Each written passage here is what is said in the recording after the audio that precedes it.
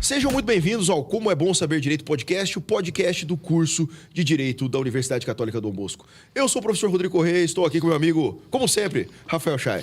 Fala pessoal, hoje nós vamos bater um papo aí sobre propriedade intelectual, marcas, patentes, registro. A gente vai entender aí algumas brigas que estão rolando, inclusive no mundo corporativo, por conta de uso de marcas que já estavam registradas. E para isso chamamos a advogada especialista em registro de marcas e patentes, doutora Elise Loureiro. Seja muito bem-vinda.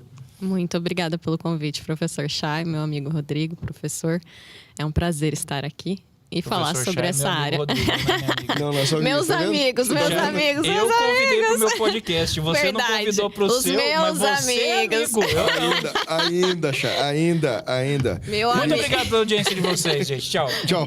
Meus Acabou. amigos professores. Inclusive, você já faz Chay, o corte. eu, Rodrigo. Já faz o corte. Elise, eu tenho uma pergunta. Vamos lá. A pergunta do aluno mandou aqui no Instagram. Já? Já, ele mandou aqui pra nós, que nós fizemos a caixa de perguntas, o aluno perguntou: patente é aquilo que fica no banheiro? Não. E também não é registro de marca. Muito bem.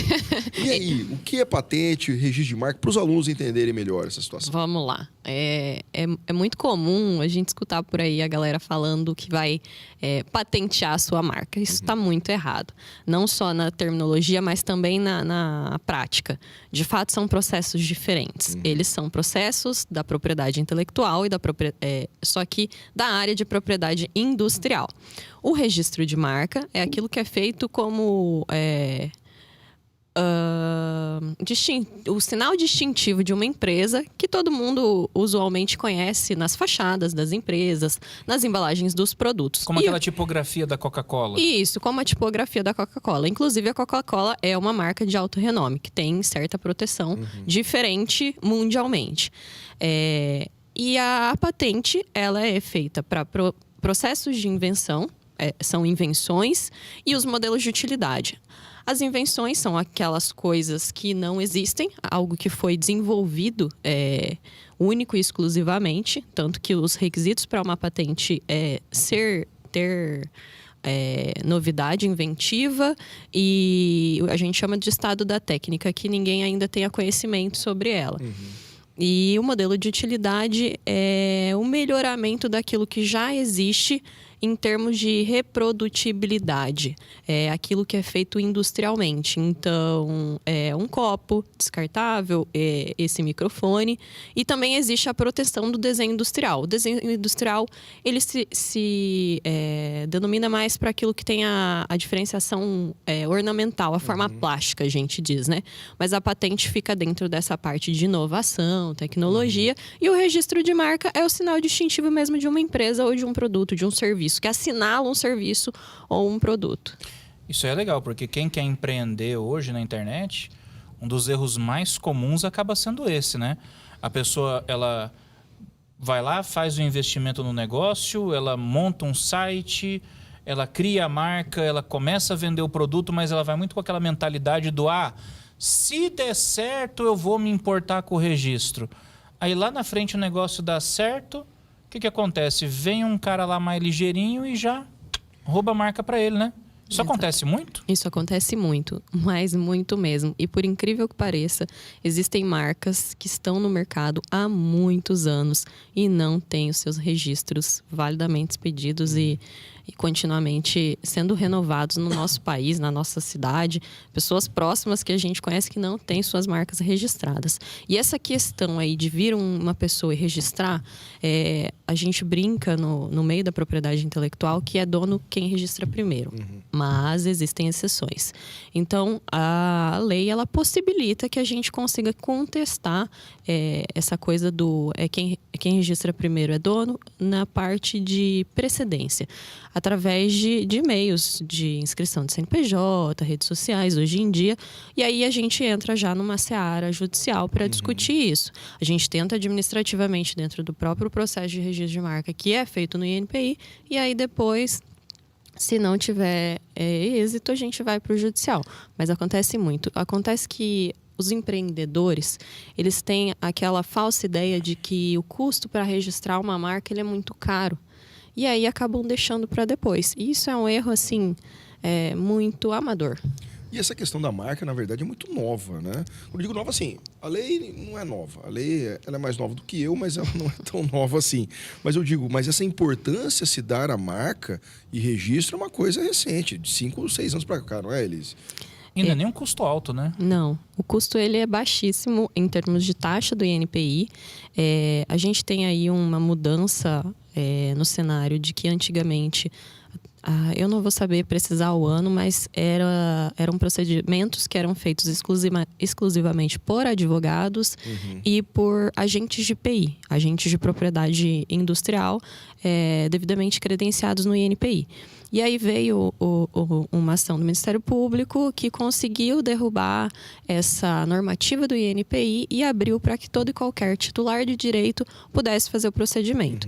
Mas assim, a gente costuma dizer que o conhecimento técnico das especificidades de um processo administrativo de marca, que são baseados numa lei, que é a Lei de Propriedade Industrial, só o advogado especialista em propriedade intelectual detém esse conhecimento. Então, acaba que quando se abre para qualquer um registrar, vem as empresas de marca. E isso acabou abrindo uma indústria de venda, que na verdade não é. Eu confesso que eu tenho uma tese assim, bastante temerária sobre essas empresas, porque acaba que está tendo muito processo de marca, um volume de marca e que está abrindo precedente jurisprudencial para mitigação da distintividade de uma marca. E os custos de taxa são entre 142 uma taxa de protocolo, 298 de concessão, depois de 12 meses para o empreendedor, para todas aquelas empresas que estão no Simples. E para fazer o registro da marca, demora muito para sair o registro dela no final, tudo certinho? Olha, o procedimento como um todo do registro de marca, ele tem duração média de 12 meses. Pode sair com um pouquinho mais de tempo, um pouquinho menos, tudo depende da demanda do INPI. Isso, claro, contando que existem procedimentos e prazos que devem ser cumpridos dentro desse processo. Então, eventualmente, se um terceiro faz uma oposição, se tem que apresentar um recurso, ele vai para uma fila diferente de julgamento para outro examinador, tal como um processo judicial. Mas o tempo médio é de 12 meses. Isso. Mas se houver o protocolo, em tese aquela marca já está... Se o procedimento for todo bonitinho do INPI, não tiver nenhuma imposição, em tese aquela marca já estaria segura ou não? O dito protocolo é a prioridade. Te dá a prioridade dessa marca como uma expectativa de direito. E por isso que é muito importante, o procedimento mais importante para você registrar uma marca é a busca de anterioridade. Significa que você tem que fazer uma pesquisa no banco de dados do INPI e da OMP, que é a Organização Mundial da Propriedade Intelectual, para verificar se não existe nenhum registro anterior de marca, termo, o sinal, o elemento daquela logo, igual a uma marca semelhante no mesmo ramo mercadológico, ou para assinalar aquele mesmo produto. Porque aí a gente tem dentro do INPI classificações de produtos e serviços. E essas classificações trazem especificações. Então, nós podemos ter aí, dentro de uma classe de produtos de vestuário, uma empresa que vende só chapéu e outra que vende só sapato. Então, dentro dessa classe, por exemplo, um grupo econômico, ele consegue explorar ali logos diferentes para produtos diferentes. Mesmo que tenha o mesmo nome? Mesmo que tenha o mesmo nome. Isso para a mesma empresa. Agora, quando a gente tem um segmento mercadológico muito próximo, quando nós temos um termo, ainda que seja com acréscimo, a lei ela veda. É uma das vedações da Lei da Propriedade Industrial. A reprodução de algo idêntico ou semelhante no todo ou em parte. Desde que a gente consegue registrar em classes distintas quando há uma dificuldade que o consumidor consiga confundir. E aí, tipo Biscoitos Globo e a Rede Globo de televisão. Exatamente. Mas essa discussão do Biscoito Globo, ela já teve alguns entraves, mas aí acabou passando. Mas é mais ou menos isso. E aí existem outros itens da lei que impede que impede o registro.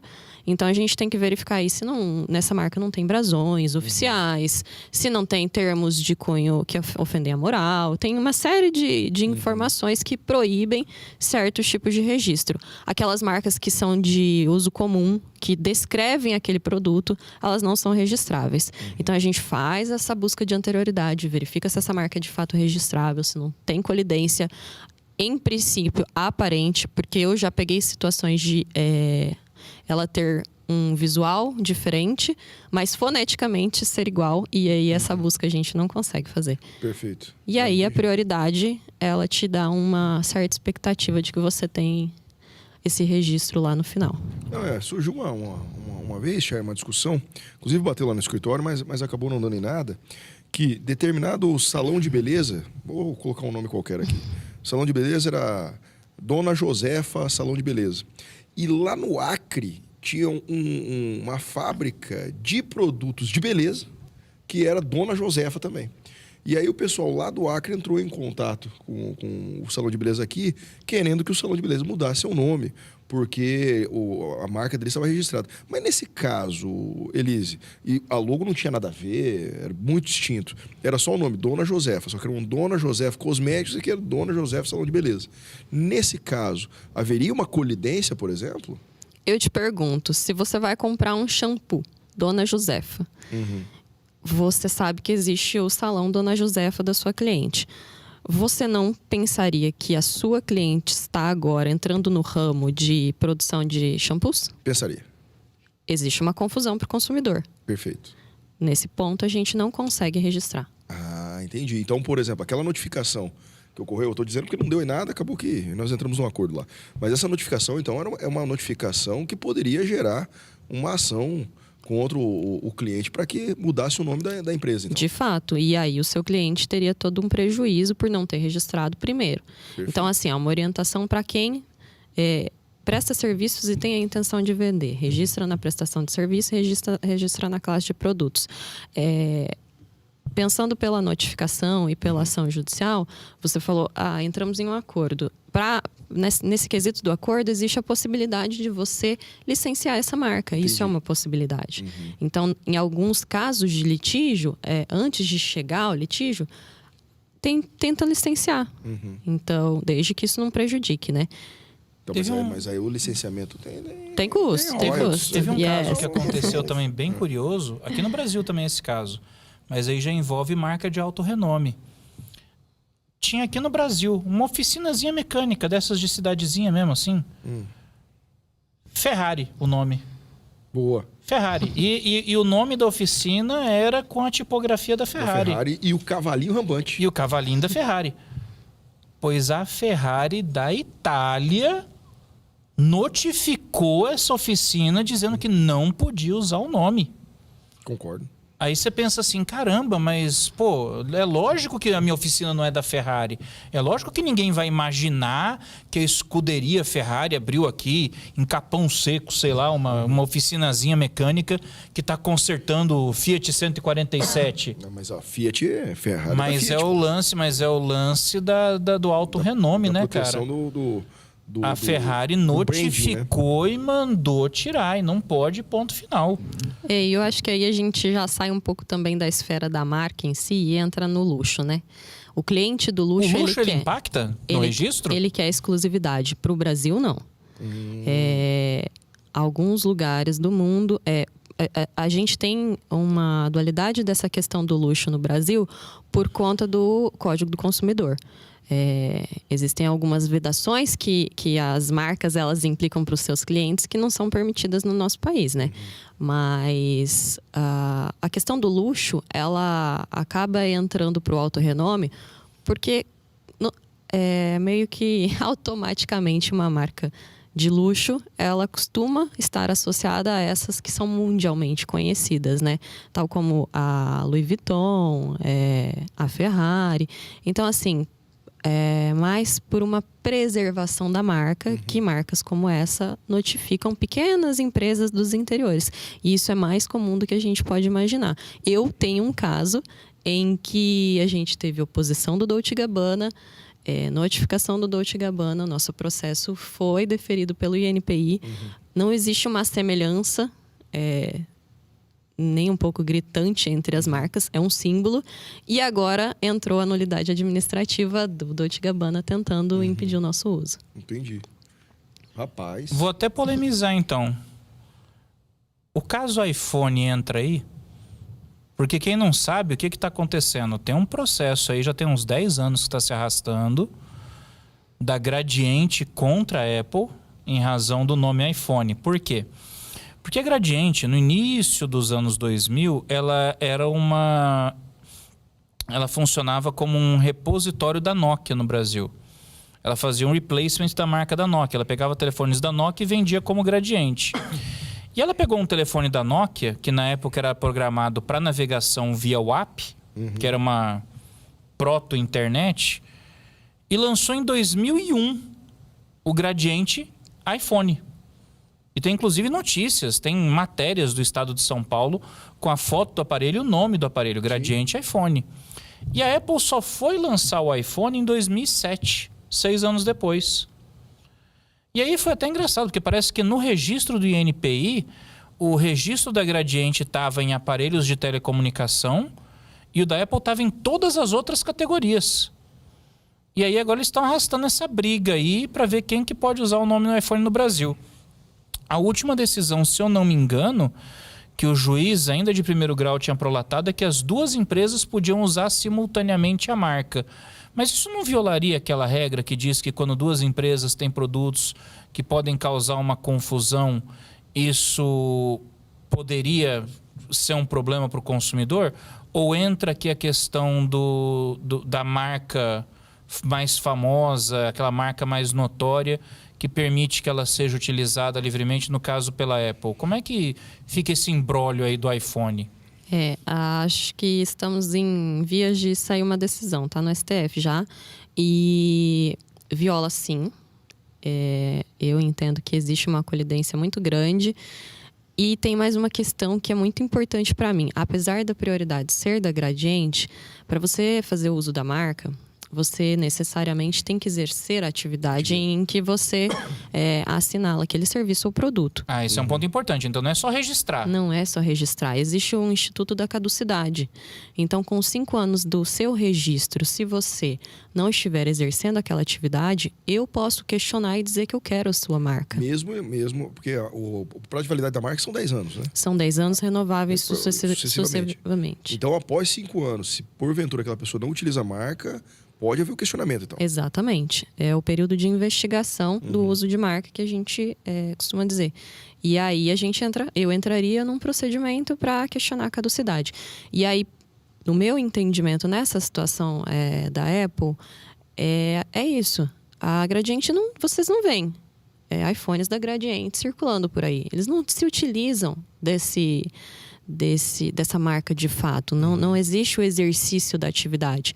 Chegaram a anunciar em 2011, mas ninguém nunca encontrou para vender. Não está sendo vendido. Então, e eu acredito que a Apple consiga aí o autorrenome nesse lapso, entendeu? E aí acaba que, conseguindo o autorrenome, a gente tem mais uma exceção da lei de que, independente de registro, o autorrenome, ele prevê a possibilidade de impedir que qualquer outro faça uso da marca em qualquer classe. Aí a gente não entra mais no quesito mercadológico. A marca de autorrenome, ela não precisa necessariamente estar registrada e ela impede o uso em qualquer classe de serviço ou produto. Eu vivenciei a situação da marca CrossFit. Sim. O CrossFit como uma metodologia de esportiva, ficou muito forte fora do país e entrou no Brasil com força. Ele entrou no Brasil licenciando para as academias o uso da marca. E aí houve lá um bafafá nos Estados Unidos, que o David lá, não sei das quantas, fez alguma coisa e aí deu uma queimada na marca, ele ia sair da marca, a galera começou a parar de pagar a licença, falou que não ia mais usar a marca CrossFit e começou a assinalar como Cross. Só que ainda assim, as pessoas continuam nesse mercado, o CrossFit continua existindo como uma metodologia esportiva de atividade física e as pessoas, elas registram os termos crossfiteiro, marca de roupa, marca de acessório e tudo mais. E a CrossFit, como uma marca que continua muito forte fora do país e ainda aqui dentro, passou a opor em todos os processos que entravam dentro do INPI, apresentar a nulidade em todos os processos que já estavam registrados e saiu notificando todo mundo. Eles continuam fazendo isso. É uma coisa que ninguém sabe, né? Às vezes até quem está ouvindo a gente agora ou está assistindo esse episódio não faz ideia que CrossFit seja uma marca. Sim. É. É a famosa metonímia, né? Que é quando a marca substitui o produto. A gente chama de maisena, mas na verdade é amido de milho. Inclusive, existe um caso da maisena. Tem um caso da maisena? Tem um Como é que é essa caso história da da maisena? O caso da maisena é uma... Acho que a Alaizena é uma marca de cosméticos. Uma marca de cosméticos passou a usar uma embalagem. E aí a gente tem uma questão, que no Brasil não é protegido o trade dress, que é o conjunto, né? Aquela informação de cores e tal. A gente vê nas prateleiras os sucrilhos que tem todo aquele visual azul, o leãozinho e tudo mais, o bichinho. E aí o da maisena acontece essa situação com o cosmético, que é um produto completamente diferente. E aí a Unilevel, que é a dona da maisena, entrou com a ação judicial, questionou o registro, no INPI passou, entrou com a ação judicial, só que agora alegando concorrência desleal. E aí, quando a gente não consegue... Usar a caixa amarela exatamente, com a tipografia preta? Exatamente como igual. Como se fosse o amido de milho. Exatamente igual. É a mesma tipografia. Essa empresa lançou uma linha de cosméticos com embalagens fazendo alusão a marcas. Não foram eles que lançaram a maionese de cabelo, que era da Hellmann's? Isso mesmo. Da Heinz. Teve até um coitado que foi fazer vídeo xingando na internet, que pegou o pão francês, abriu, passou. Acontece. Comeu, foi ver a maionese de cabelo, velho. Comprou errada. E essa linha da maionese... no caso da concorrência desleal, ela acabou não passando. Ela acabou passando. A da maisena, não. Então, eles conseguiram, a Unilevel conseguiu derrubar essa marca e tirar do mercado. Porque era realmente muito semelhante, e até o nome, né? O termo era igual. Alaizena. Mas aí já não entrou numa seara de propriedade intelectual industrial, mas sim de direito do consumidor. Exatamente. Né? Acaba induzindo o consumidor ao erro. A aquisição, não. E ainda assim a gente tem um problema de saúde pública, né? Porque eventualmente lá na prateleira você olha, essa maisena tá aqui. Não. Não era. Você leva como uma maisena. Faz igual o rapaz, fez um sanduíche de creme de cabelo. Pronto. Sensacional. Não, e essas discussões de marca, eu ia tecer alguns comentários sobre a empresa, que eu não vou citar o nome, já falamos de várias aqui, mas essa determinada empresa que teve essa treta com uma determinada empresa dos Estados Unidos, ela era conhecida, né, na época, antes da lei de propriedade industrial, de fazer clone de videogame. Você lembra disso aí, Chaya? Lembro. Tinha um produto chamado Phantom System. Eu tive um Phantom System. Perfeito. Aí o que acontecia? Respeita a história do Phantom System. Desconhece isso aí. Não, mas aí eles... Inclusive, depois você vai chegar na sua casa e fazer esse dever de casa. Pra quem tá assistindo a gente, era um Nintendo 8 bits em carcaça de Atari com controle de Mega Drive. Perfeito. Aí, inclusive, e pistola de Master System. Eu não faço ideia do que é isso. Não, mas assim, o Nintendo eu conheço. Então, aí você pegava... Aí o Nintendo não veio oficialmente pro Brasil naquela época, né? E aí o que acontece? Como não havia lei de propriedade industrial... Era assim, farra do boi. Então a galera ia lá pro Japão, pros Estados Unidos, fazia engenharia reversa dos chips. E aí, como não podia vender a carcaça com a marca Nintendo, o que eles faziam? Eles iam lá e faziam as mais maluquices do mundo. Pô, mas foi na época do Phantom System, Dynavision 2, Dynavision 3. Sim, Top Game. Top Game. Rapaz, você tinha uns 4 consoles diferentes e tudo rodava Nintendo 8 bits. Tudo Nintendo 8 bits. Era o mesmo cartucho. E aí, sabe qual que é o detalhe? Depois que veio a lei de propriedade industrial, eles continuaram vendendo. E aí a discussão era o seguinte, Chaya. A discussão que levaram pro INPI e levaram na justiça. Era assim, não, Nintendo não é uma marca, é um padrão de jogo. Que não pode ser patenteado no Brasil, porque a lei não existia patente para a questão de propriedade industrial ainda, de inovação, tecnologia, enfim. E aí falou, não, isso aqui não pode ser patenteado não, porque já existia no estado da técnica antes de vir a lei. E outro detalhe, isso aqui é um padrão de jogo. Você pode até, e aí a discussão era, você pode até me criticar porque eu não tenho a licença do software e estou vendendo um software pirata. Mas o videogame em si, não. Aí continuou tranquilamente, né? Os clones dos videogames. Mas aí depois, tanto que é interessante acompanhar quando você pega a história dos videogames do Brasil, que depois de 97, aí que veio o Super Nintendo... Com a Playtronic. Com a Playtronic, que era uma joint venture entre uma outra empresa e a Gradiente. Porque ela não podia mais fazer essa engenharia reversa no Brasil. Não mesmo? Esse era um detalhe. Então a gente ia ter o Super Phantom System. O Super Phantom System. Maravilhoso. Seria maravilhoso, mais barato, bacana, com controle de Saturno. Opa! É desse jeito. E, Elias, esses dias eu vi você postando no Instagram aquela questão do sapato que tem o solado vermelho. O sapato Christian Louboutin. Exatamente. Então, aí até uma aluna veio me perguntar essa questão. E aí, você pode registrar isso, impedir, no caso? Como é que funcionou esse caso aí do sapato? Porque é bonito, você já viu isso aí, Chay? Não. É um sapato alto, feminino, que tem o solado vermelho. Dá um charme, dá um sucesso. Dá um sucesso. E algumas marcas brasileiras estavam utilizando isso também. Tá. E aí? Agora pode registrar. É a chamada marca de posição. Ela entrou em vigor final de 2020, salvo engano, e o procedimento do Christian Louboutin, ele já vinha tentando, a marca já vinha tentando registrar como um desenho industrial, salvo engano. Na minha cabeça entraria numa situação dessa. Eles tentaram pela via do desenho industrial, eles tentaram pela via da marca.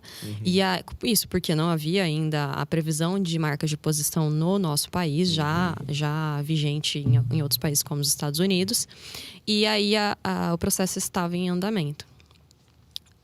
Esse procedimento do Louboutin não foi aprovado pelo INPI. A marca de posição, ela é literalmente...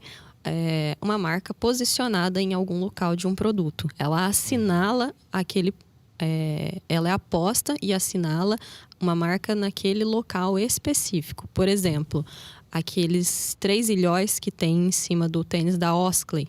Sim. Aquilo lá é uma marca de posição e foi a primeira marca de posição concedida no Brasil.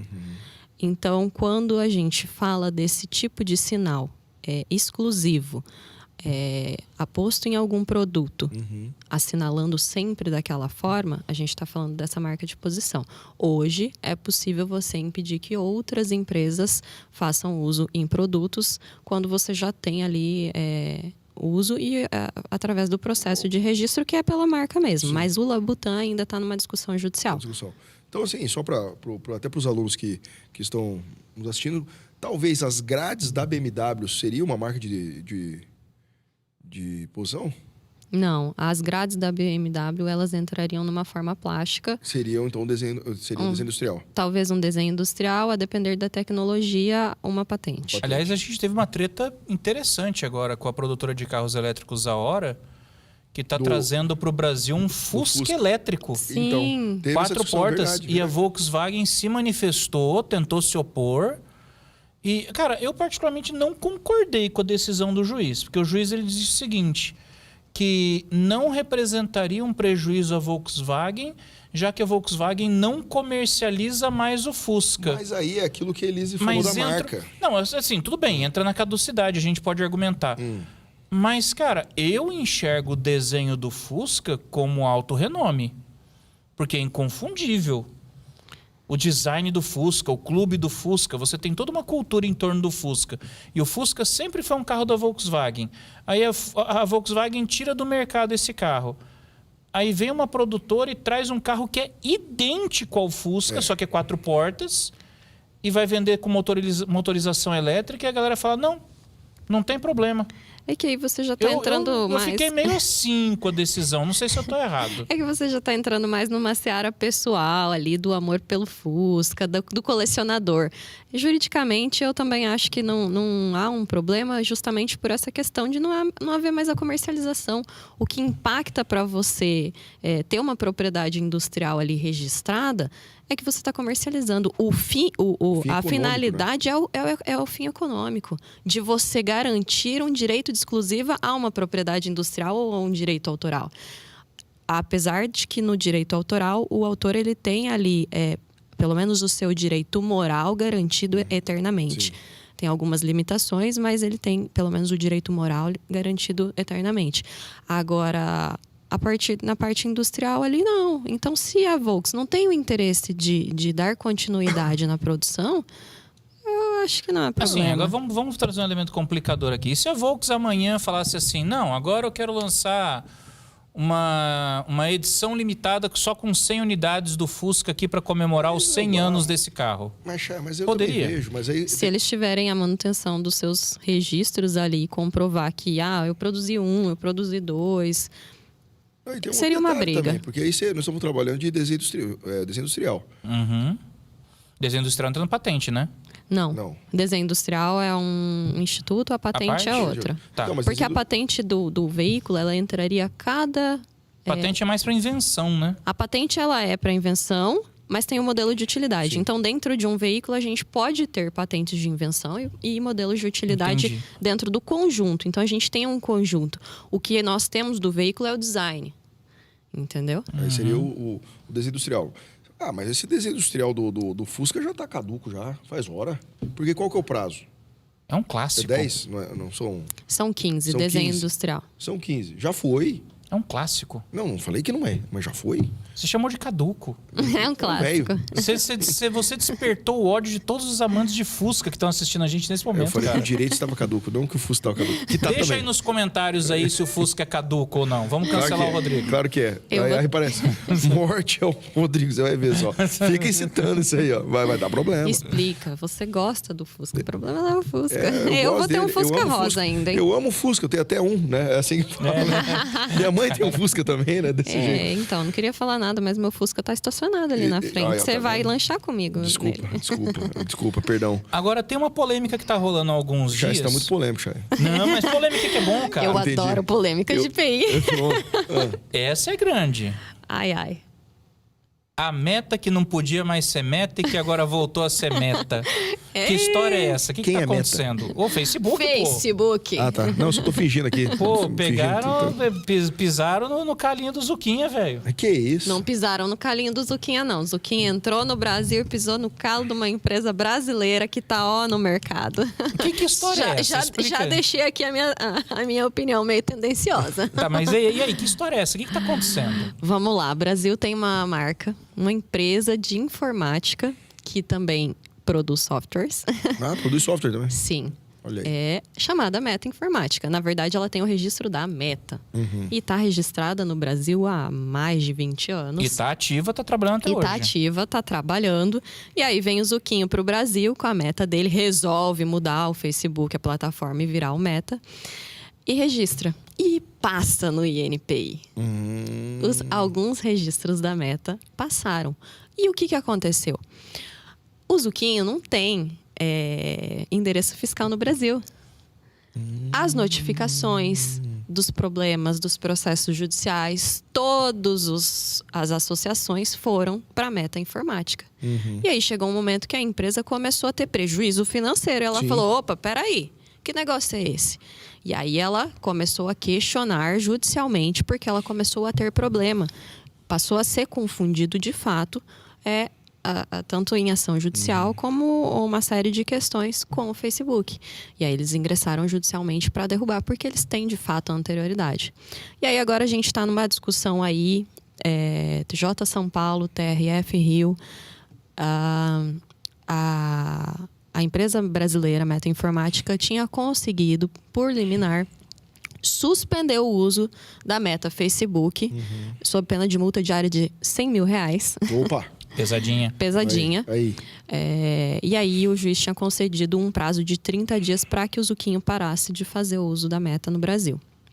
Ele não ficou quieto, o TRF do Rio ele agravou lá, recebeu o agravo em efeito suspensivo. Então a gente está com a decisão do TJ São Paulo suspensa para que ele parasse de fazer uso imediatamente. Então ele continua e essa briga, essa treta vai longe. Não, ironicamente mudou o nome Meta por causa do metaverso. Que não deu certo. E o metaverso tá em coma.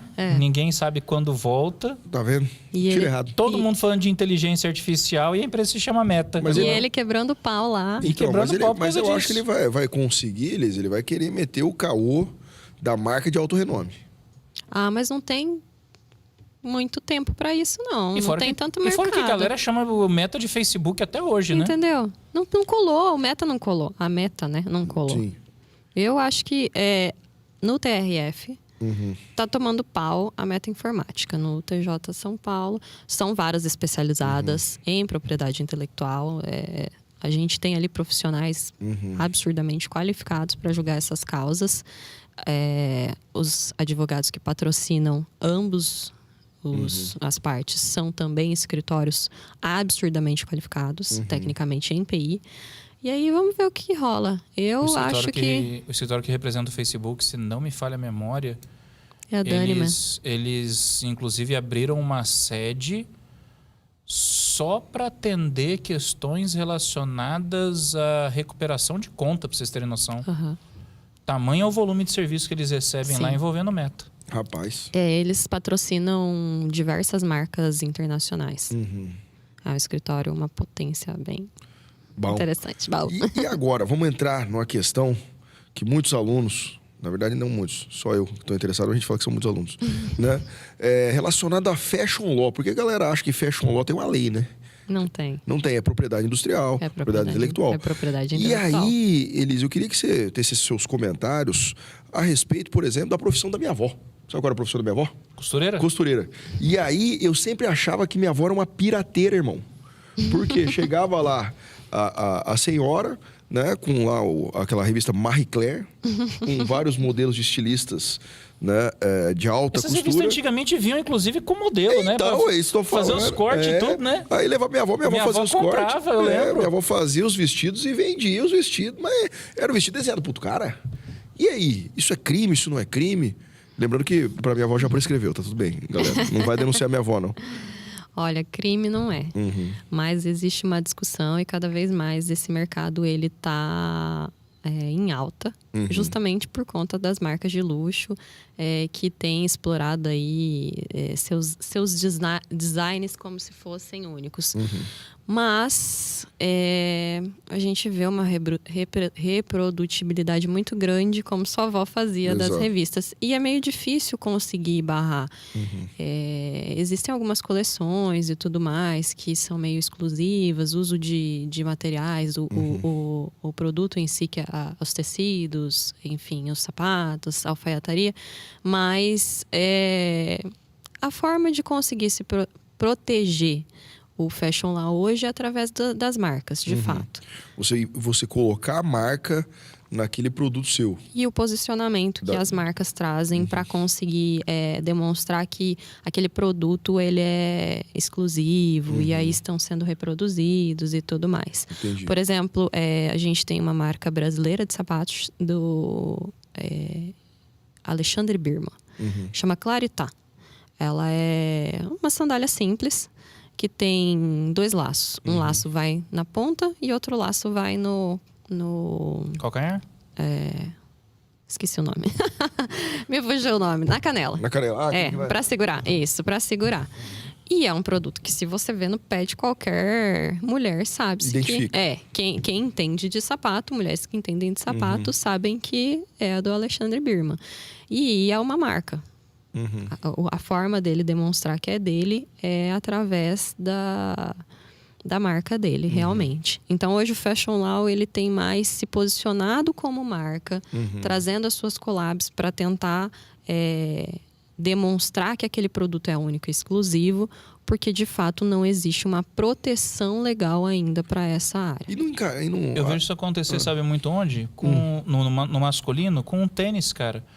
O Jordan 1 da Nike, que tem um visual bem icônico, cara, várias empresas começaram a lançar tênis com um design muito parecido. E até igual. Até igual. E pode. Tipo, pode. Eu já vi da Rainha, desde da que não Puma, utilize a marca. desde que não use o Swoosh, né? Que é o da Nike. Exatamente. Mas o desenho do tênis inteiro é idêntico, cara. Então, e aí o meu questionamento é justamente esse. Ali no caso, o estilista ou o design... O próprio All-Star. Quantas pessoas já não copiaram All-Star, inclusive, né, você vai me dar um All-Star ano que vem que você me falou, né? Sim. Um bem específico, Só que vai ter que usar. Nós vamos usar. Vai ter que usar. Eu quero saber essa história. Mas esse é fofoca, esse aí tem que ser em off só. Ok. Não, e aí eu digo, mas não poderia, por exemplo, você registrar, nesse caso, como desenho industrial? Esse que é o questionamento. Não entra como um desenho industrial. Mas não é a forma plástica, por exemplo, vamos falar do tênis específico. Não é a forma plástica da apresentação do produto? Eu não vejo como uma forma... Pra mim, não é... Não sei, sinceramente... Não, é porque assim, quando a gente vai ver... As empresas, elas até tentam, mas não passa. Não passa. Eu comprei um livro sobre fashion law, e aí nessa área de estilo, alta costura e tal, e realmente, o doutrinador lá, ele falava que a ideia é não se registrar isso para não evitar o engessamento de tendência. Porque, por exemplo, se o camarada ele registra o desenho industrial da t-shirt, né, da camiseta normal, aí todo mundo tem que pagar royalties para usar aquele modelo de t-shirt. E é por isso que você até muitas vezes vê assim, algo saindo na alta costura, uma coleção, e aí passam alguns poucos meses, você pega marcas mais populares e começa a lançar aquilo igual também. Sim. Exatamente. O mesmo recorte, às vezes o mesmo caimento... Só o mesmo material, só não tem a etiqueta, só não tem a marca. Na própria costuraria fica mais difícil de conseguir proteger isso. Aí nos sapatos, nas bolsas, até daria para tentar pelo desenho industrial, mas é justamente isso, né? Vai ser reproduzido. Tanto que a gente brinca que você pode comprar o tênis, o Mike Air One. Você não pode comprar o Nike Air One, mas o Mike Air One. O Nike Box, né? Em vez do Nike Shox. Exatamente. Que aí não tem problema. Exato. É desse jeito. E aí até que me perguntam, né? Rodrigo, que nós temos um estabelecimento aqui em Campo Grande, o qual não citaremos o nome, que vende produtos, né, de segunda linha, digamos assim. Não. Segunda linha pirataria. Então, essa é a discussão. Autorais e primeira linha. Não é segunda, é primeira linha que eles chamam. Primeira linha. Eles primeira linha. Primeira linha. Então, primeira linha. E aí a discussão era justamente essa, os alunos falando, pô, professor, mas e lá, e a pirataria? Eu falei, depende, se você for lá e houver o tênis com o design, usando, não precisa nem ser o mesmo design, mas usando a marca ou o nome, aí seria pirataria. Agora... Caso contrário, não seria. Que, inclusive, já vou trazer uma polêmica aqui. Você sabia, Chaya, que o All-Star, não agora, antigamente, ele era pirata? Do Chuck Taylor? Lá de trás? Do Chuck Taylor? Não, o vendido no Brasil. Não sabia. Sim, sabe por quê? Porque não era licenciada a marca Converse All-Star. Não vou citar o nome da empresa aqui, mas o camarada ele foi para os Estados Unidos, achou legal o design, aí ele trouxe, de vez de fazer só o design igual o All-Star que você vai me dar... Mandou a marca. Ele mandou a estrelinha, tanto que não estava escrito Converse All-Star, era só All-Star na época. Era desse jeito. Aí, olha posteriormente, só. Essa eu não sabia. Posteriormente é que licenciou-se a marca Converse All-Star, tanto que mudou o nome. No Brasil a gente só chamava de All-Star, nos Estados Unidos era só Converse. E aí que agora a gente chama de Converse All-Star. Teve essa fofoca aí também. E aí é pra tudo, né, cara? Em termos de roupa, você vê isso em tudo hoje em dia, né, cara? Tudo. Eu, como mulher, vejo muito nos sapatos. Sim. A reprodução do Labutan, do Solado Vermelho, algumas marcas como Valentino, que é uma que tem uns cravinhos assim, um monte de marca fazendo. E até essa que eu citei do Alexandre Birman. Tem outras empresas copiando. Tempo bom de Shein, né? Tá vendo? Então dava pra comprar as coisas da China com tranquilidade. Não é? E só lembrando, agora vamos falar mal da Nike. Você viu a história da Nike, como é que foi? Não. A criação da Nike? É o seguinte... Não, é de criação da Nike. Que, na verdade, Nike era só a marca. A Apple, os fundadores, eles iam lá pra China, importavam o chinesinho, tirava a marca do chinesinho e colocava um Nike e vendia nos Estados Unidos. Nossa, era rebranding, então. Era desse jeito. Uma história que eu achava legal era da criação da Puma e da Adidas. Eram irmãos, cara. O dono da Puma e da Adidas eram irmãos. Tretaram, cada um fez a sua. E a ideia da Nike era essa aí. Isso acontece. Calçados esportivos, porque tinha que concorrer com a Puma e com a Adidas, e nos Estados Unidos não tinha uma marca. Aí Pegava lá o produtinho da China. Exatamente, colocava os preguinhos no chinesinho e mandava o atleta correr. E aí disse que ficou bom. E essa treta China e Estados Unidos, ela entra na seara dos acordos internacionais. Acordo de Paris, essas coisas? A Convenção de Paris, de Berna e a TRIPS. A gente tem aí umas discussões bem legais. Nossa senhora, dava pra gente falar muita coisa ainda. Só que já está acabando o nosso tempo, hein? Eu não entro, passou rápido. E eu não entro em treta com os Estados Unidos e China. Não. De jeito nenhum. Isso aí eu só não falo. Pode dar problema, pode dar Pode. cancelamento, Ixi, pode dar guerra. Entendeu? Vai cancelar seu visto, né? Eu quero ir pra Disney. Não, é nada, ué. Você não ficou sabendo? O quê? Xi Jinping assiste nosso programa aqui. Ah, é? É. Vai falar mal dele? Vai falar mal da China? Ué, você não viu a curtida lá do... Você não sabia disso, não? é Rapaz, verdade, eu vi vou- essa curtida, você não viu? Você não viu, Chay? Ah, não, Chaya. É, inclusive, Joe Biden também. Joe Biden Bem-vindo ao podcast Como é Bom Fazer Fake News. que inclusive pode ter que trazer né, um tema de fake news aqui. Vamos trazer, uai. Vamos trazer. Vamos trazer.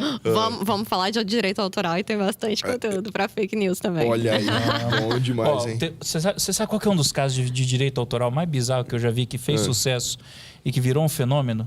50 Tons de Cinza. Que isso? Você sabia que 50 Tons de Cinza, ele nasceu como uma fanfic de Crepúsculo? De Crepúsculo.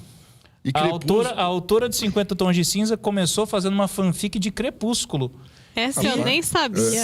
Virou livro e fez sucesso e virou filme. Tá vendo? Você tá vendo? Às vezes roubar uma ideia pode ser lucrativo. Tá, é isso. Obra é literária virou audiovisual e É. E assim, bombou. e com todo respeito pra quem gosta, e geralmente quando você fala com todo respeito é que você vai esculhambar, né? É. É bem ruim. Meu É Deus. ruim, nossa, é ruim demais. Você tá louco esse negócio. Tá louco. Elise, e pra te encontrar nas redes sociais, como é que o pessoal faz? Elise Loureiro, @Elise Loureiro, Facebook também, Fregadolha Advocacia. E nós temos o site em construção, fregadolhaadvocacia.com.br. Pra ficar sabendo quando o site sair, é só acompanhar no Instagram, então. Acompanha no Instagram, que agora eu tô cada dia mais falando sobre. Muito bom, é isso aí. Quem quiser falar sobre direito autoral, propriedade intelectual, saber de registro de marca, Aí, ó, só mandar um você que direct. tá pensando em empreender, meu amigo, tem que Exatamente. correr atrás disso.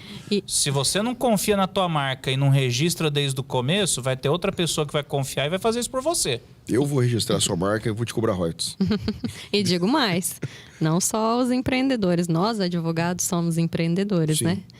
Minha marca tá em andamento. Ufa. Olha aí, Chay, já vou ter que mandar. Ô, Elise, você não falou isso pra mim, tem que mandar a minha marca também lá. A Bora minha tá registrar, registrada. viu? A sua tá? Ah, aí sim. A minha tá registrada há mais de ano. Tá Rapaz. vendo? Quem sabe, quem sabe faz ao vivo. Mas eu abri meu Sociedade Unipessoal de Advocacia ontem, Pronto. com 15 anos de advocacia. Protocolamos Tá vendo? amanhã. É agora. Amanhã eu posso ir lá.